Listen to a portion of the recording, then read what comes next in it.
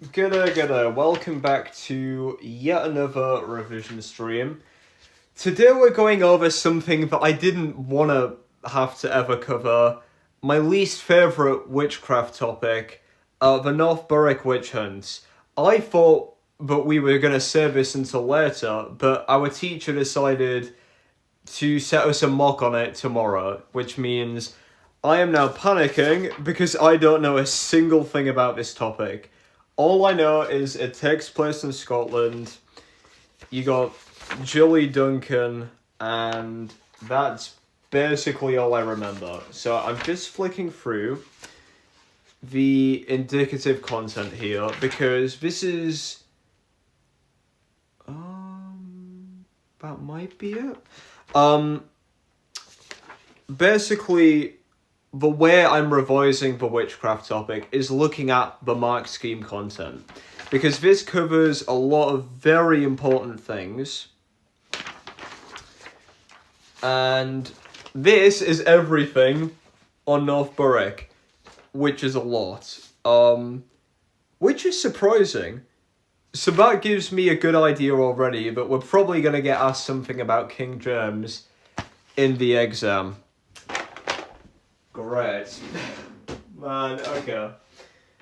Let's just crack on then. So, I'm gonna find kind of a most vague one first. And it seems like it's this one. How significant was King James? So, King James the First is also King James the Sixth, because Scotland, King of Scotland, became King of England. You have to refer to him as whatever country he's ruling over in the exam. So that should help clarify things, I think, because in Scotland, he has a lot of influence. When it comes over to Britain, you could talk about his involvement in some of the skeptical cases. That's basically the difference. I'm going to quickly pull that out a bit. Okay. Okay.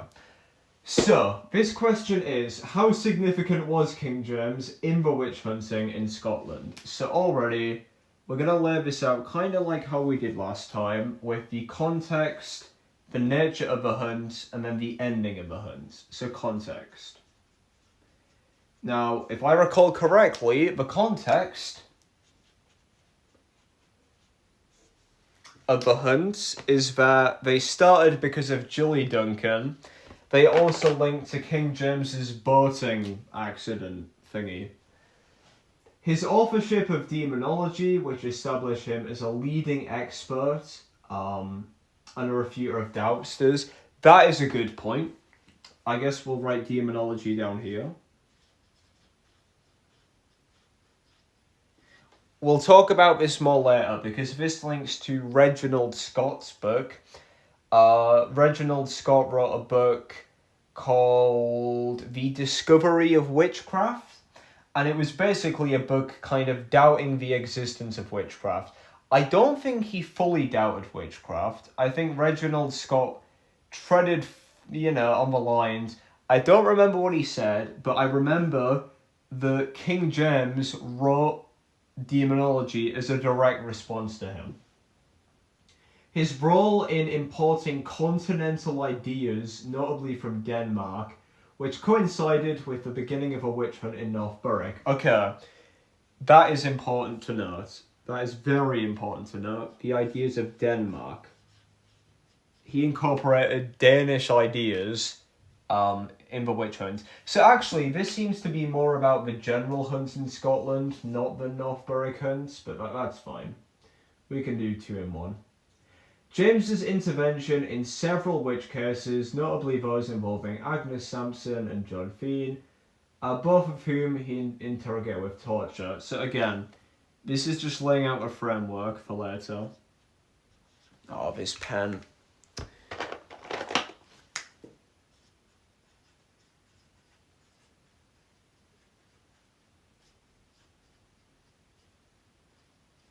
I'm basically just making I did, man. We're just going over witchcraft for history, which is not fun. His establishment of a royal commissions to hunt witches and recommendations of torture. So that's actually King James I's involvement, which we can link to that. Man, this is already more of a mess than I thought. Encouraged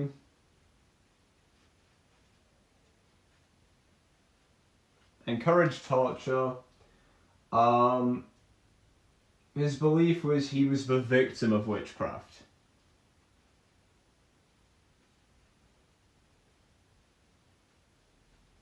That obviously links to his experience in Denmark. So already, this is kind of a general idea of a context of the Scottish witch hunt. King James I has a massive involvement. He interrogated these guys who I'm guessing we'll figure out more about in a bit. He wrote demonology to directly refute the word of skeptics, and obviously he incorporated tactics of hunting witches from Denmark. I'll have to quickly pop off chat just so I can read this. The North Berwick witches developed as a result of local magistrates' over-enthusiasm. So that links... Oh my god, I don't have any room to write this. I'll just expand this. So this is the overall Scottish hunt, but then also the North Berwick hunts. So the case is the case of Julie Duncan, who I believe was like a servant of, what is his name? The local magistrate, David Seaton. That is a big section which we'll add more to in a sec. Much of the witch hunting developed as a result of ineffective royal control, so that's the idea of a lack of authority, which, again, we'll get into in a little. James attempted to reduce witch hunts by revoking commissions. So I guess that's another idea, the royal commissions. And the limitations being that James got rid of it. Revoke, that's the word.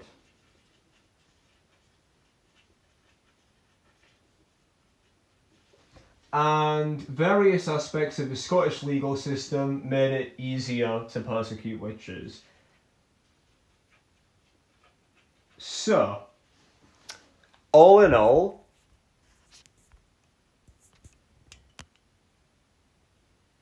the first time I... Thank you, man. This is literally all of the context behind the North Berwick hunts and the overall Scottish hunts. Honestly, that's probably as vague of a question as you could ever get, which is really good, because then you can talk about all of these different aspects. So, now let's go specifically at the case of Julie Duncan and see what other information we can pull out. Which I know is a lot. That's why I wrote it like this. The confession of Julie Duncan, including the implication of others, confirms suspicions that witches did not act alone. So, first of all, the use of torture to obviously get a confession. This then led to the implication of others. Which you could yap... Oh my god, the camera keeps falling off. You could yap a lot in an exam about this. You could yap a lot about the implication of torture, how she had to accuse others of witchcraft, leading to this intense fear, because anybody could be a witch. The enthusiasm of the local they always mention enthusiasm. The enthusiasm of the local magistrate further supported accusations. So that was David Seaton. He encouraged the torture of Julie Duncan because he interrogated her. David Seaton interrogated her initially because she was seen as a healer. He interrogated her, she refused to answer, so then he used torture, which eventually, when she didn't, I don't know whether she gave in to the torture, but when they discovered a witch's mark, that should be a key point here. Yes, the finding of the devil's mark gave witch hunters something to search for. So, the witch's mark. That then set up a foundation for future witch hunts, where they could easily find marks and point it as evidence. The use of torture, the continued use and threat, which led to her naming of accomplices, meant there was a number of further accusations. So a big one is the role of torture and the idea that it implicated others. Julie Duncan, the servant of the deputy bailiff, was found to be a witch, meant that the menace of witches was widespread. So again, linking to his status as local magistrate, if he was a victim of witches, if the king was a victim, anyone could be. So, that is a lot of information about the North Berwick hunts. Let's have a look. The continental belief in the diabolical pact and the contribution of ideas from Denmark occurred at the same time. So again, we're not getting a gist of these ideas here from a mark scheme, but it seems like Denmark contributed heavily to the idea of witchcraft and actually how to hunt. James's own enthusiasm for witch hunting, with the examination of Agnes Sampson, accumulating in the publication. So it's just going over these points again. The lack of central control and limited number of royal agents enabled a witch panic. So that is an idea. Lack of royal agents. And finally, aspects of the Scottish legal system, for example, majority verdicts, made hunts easier. So, already we have pulled a lot of information out just from these mark schemes. This, I feel like you could still probably pull into a nice paragraph. Because think about it this way. If your question was, how far do you agree that King James was responsible for the Scottish witch hunts? That's your agree, this whole section. This is your disagree, that it was actually an individual curse, that actually it was the government, actually James did limit it. So already, you can already probably write a solid answer just knowing this, but obviously we'll use the rest of the content to figure out little details. For example, it says here, there was a limited number of royal agents throughout Scotland that enabled a witch panic to spread more quickly, as the lack of central control allowed local tensions to manifest. So, that's the idea there, that it just spread quickly. You could easily, in an exam, spend a couple of sentences yapping about how the lack of royal agents led to a spread in fear, but because there was no central control. That is the same for Bamberg and East Anglia. No central control. In Bamberg, that allows von Dornheim to get away with doing a lot of bad things. In East Anglia, the lack of control obviously allows the towns to get overcharged. It prevents the acquittal of witches. It leads to these inferior judges coming in with no experience, making judgments, compared to when the authority is re-established in East Anglia, where then you get acquittals and John Gall. The enthusiasm, oh my god, it mentions this fucking guy being enthusiastic. Oh my god, shut up. The enthusiasm of the local magistrate in the case of Julie Duncan demonstrated the ineffective nature of royal control. Okay, I didn't pull that out really, but yes, that makes sense because he literally tortured. He literally tortured her of his own accord. He wasn't told to do that. He tortured her on his own. No royal control.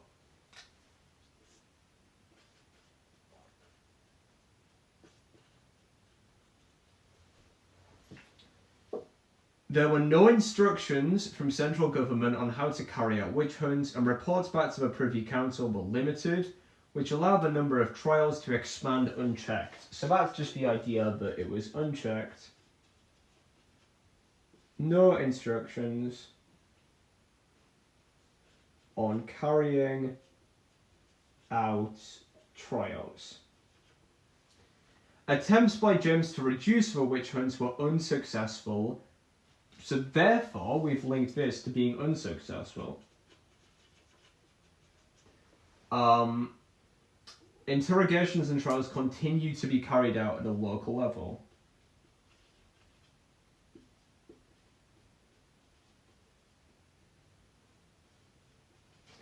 Finally, magistrates use torture at a local level without authority to extract confessions, even though the Privy Council was supposed to grant permission. Okay, that is a massive one. Torture, only granted by Privy Council, local judges allowed. Anyways, that is a massive element of the lack of central control. This looks like a mess, I can't lie, but let's keep going. James's own enthusiasm for witch hunting, accumulating in demonology, yep. The continental beliefs in the diabolical pact, yep, we've talked about that. Aspects of the legal system, for example, majority verdicts, made hunt easier. Confession of Julie Duncan, including the implication of others, meant that the North Berwick case expanded. See how the mark scheme is repeating itself now. The mark scheme is literally repeating itself, which means we already know a majority of the information. It's now just about plucking out little bits of information that we might not have to expand. Because clearly saying Agnes Sampson alone, that's not going to get us anywhere. We now need to pluck out individual hairs of information. So this is the nature of supernatural powers and the role of judges in Scotland. The treatise indicates the only suitable punishment for witches is that they be put to death. It indicates judges need to ensure the guilt of those accused and beware of who those condemn. Judges need to hear from a number of witnesses, suggesting a desire to provide sufficient proof. And how does this link to our own knowledge? The nature and extent of a witch hunt at Salem. That is not the right one. What the fuck do you mean, Salem?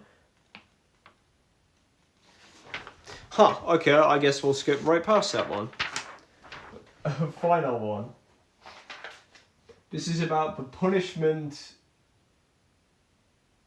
of witches. James had personally overseen the trials by torture of individuals.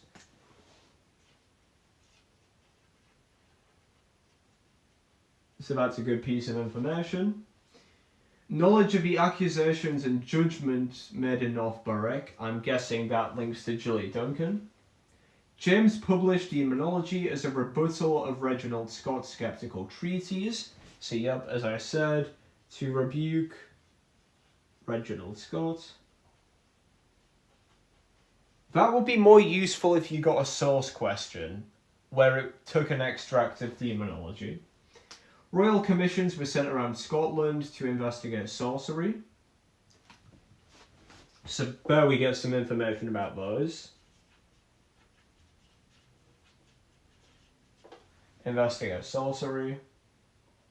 James's descriptions of the practices of witchcraft form the basis of the witch trials and how confessions were brought. So, overall, let's go over this. With the limit, honestly, this is not a lot of information compared to what we were able to pull out of Bamberg and East Anglia. The fact that it's not giving us much information could be a sign, because the mark scheme repeated itself a lot. That means if you mention any of these points, it's likely going to be right. So, if we, let's just say hypothetically, if we got an exam question and it said, to what extent was the use of torture the key driving point for the Scottish witch hunts? That might sound like a bad question, but now we know. Torture was only granted by the Privy Council, but local judges allowed it. This then led to local trials being carried out on a local level, despite, James's interference. You could talk about the trials being unchecked because of a lack of authority. Link the two together. Then you could say King James encouraged torture, he oversaw it. Demonology further encouraged it. Then you could link it to Gilly Duncan being tortured on an individual level by David Seaton, and how this led to further accusations. Then you could say actually the role of torture wasn't that useful, because actually it was, I don't know what would be a counter argument there, because torture spans everything. I guess you could say King James's enthusiasm in the case of Agnes Sampson, but we'd need more information on this to write. So, if I was to do a paragraph about torture, paragraph 1, I would say, yeah, I agree torture was the main factor. I would link it to the lack of authority. I would then link it to Gilly Duncan's curse. Then I would link it to King James. And my counter-argument for the King James would be he wrote demonology. He oversaw it. He oversaw torture. Therefore, he encouraged it. My actual counter would be, the curse of Agnes Sampson. Demonology encouraged it in other ways. And also he set up a royal commission. So, overall, if you got asked an exam question and it said, how far do you agree that it was the lack of authority that led to the spread of Scottish witch hunts, what would you say? You would say, yeah, absolutely, talk about this, maybe sprinkle in a bit of knowledge of David Seaton and the idea that there was no control over that situation. Then you could also talk about the royal commissions, but hint towards the idea that it was limited. Then you could say, actually, no, it was King James who was responsible for the hunts. He encouraged torture. He claimed he was a victim of witchcraft due to what happened in Denmark. He took ideas from Denmark. He wrote demonology to rebuke any claims of skepticism. He was directly involved in the interrogation of Agnes Sampson and John Fian. Then your third argument could be something else, like the role of torture itself was a driving factor, because it was condoned in the demonology, it was granted by local judges against the Privy Council's wishes, it led to hunts on a local level. The Royal Commission was tried to be revoked, but it was unsuccessful. This topic is cyclical, okay? Just like Bamberg, just like East Anglia, this topic is cyclical. And the faster you get that idea in your head, the easier this becomes. What do I mean by cyclical? I will demonstrate.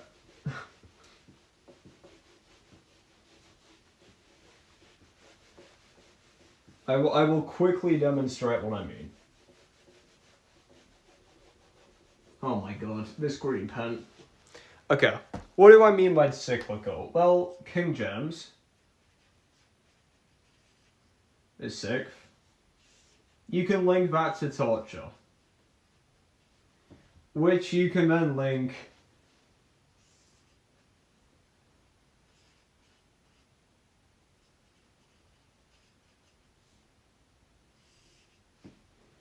to this topic is cyclical, okay? If you talk about King James, you could talk about how, in fact, no, how will we do? We'll do it like a triangle. we'll draw a triangle of this just to make it easier.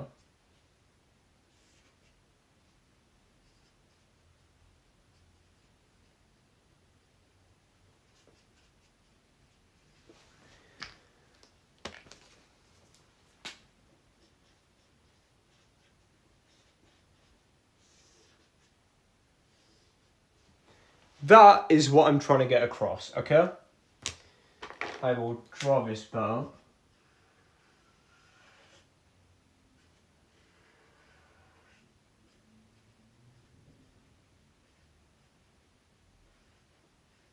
Okay. So, what we are saying here is that King James, if a question was anything about how the hunt started, what led to the hunts being the way they are, this would be the format you would use. King James was absolutely responsible.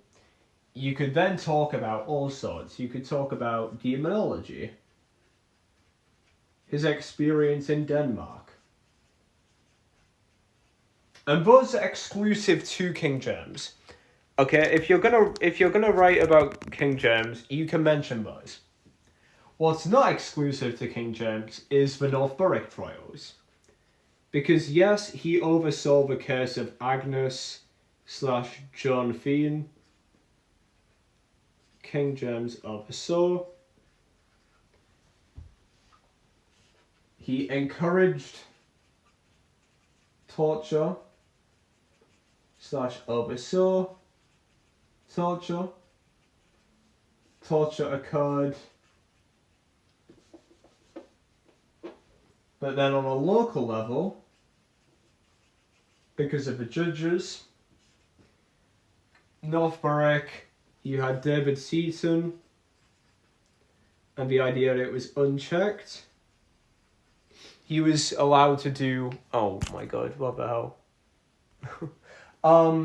He was allowed to get away with whatever because of his enthusiasm.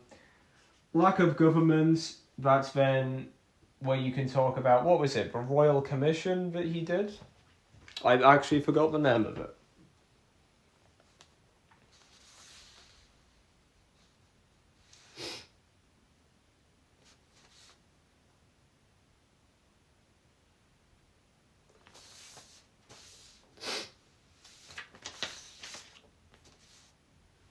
Okay, it's fine. I'll just keep yapping.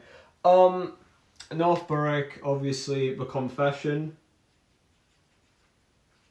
The confession of Julie Duncan led to it becoming more widespread.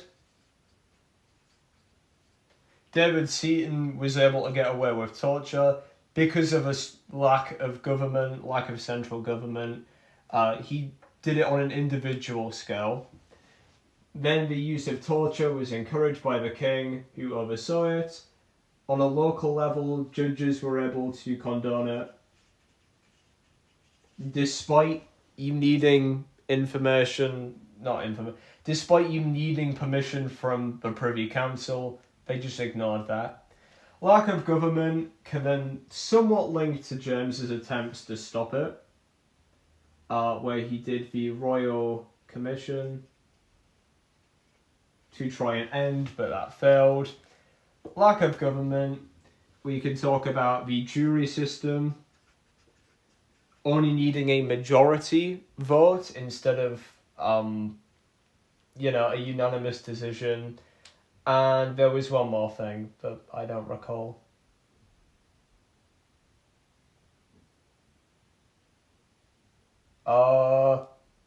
Probably just that. You could probably literally just say the lack of government. and then yap about that. So this is a mess.